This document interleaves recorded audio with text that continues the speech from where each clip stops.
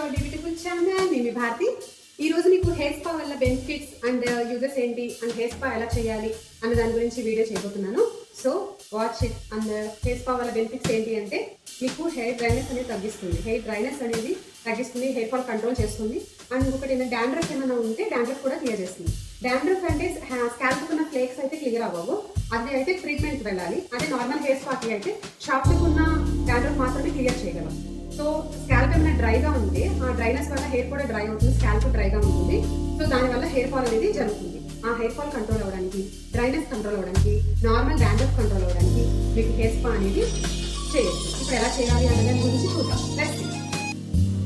First మనం hair wash చేసుకోవాలి నీట్గా.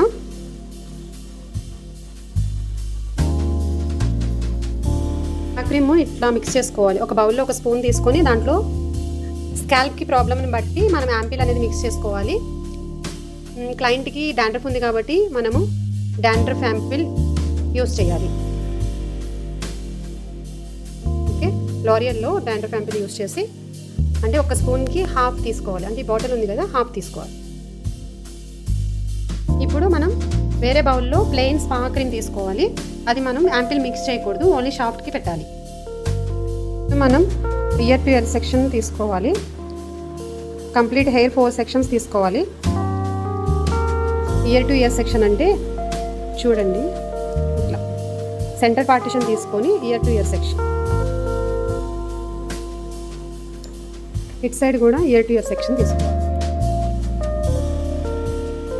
బ్యాక్ ఇలా కోమ్ చేసుకొని 2 సెక్షన్స్ కింద డివైడ్ చేసుకోవాలి. సెక్షన్ కూడా ఇలా డివైడ్ చేసుకొని స్మాల్ సెక్షన్స్ తీసుకొని స్పా క్రీమ్ అనేది అప్లై చేయాలి. మసాజ్ ఇచ్చుకుంటూ అప్లై చేసుకోవాలి.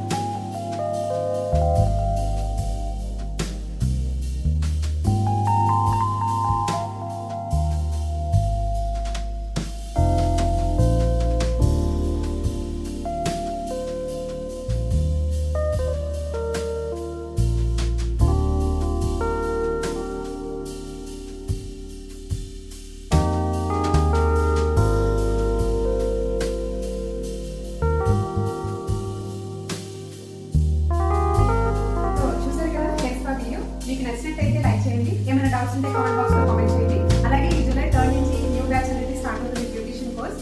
And basic to advance makeup, hair styles, identities and work shops కూడా ఉన్నాయి. మీకు రీజనబుల్ ప్రైస్లో.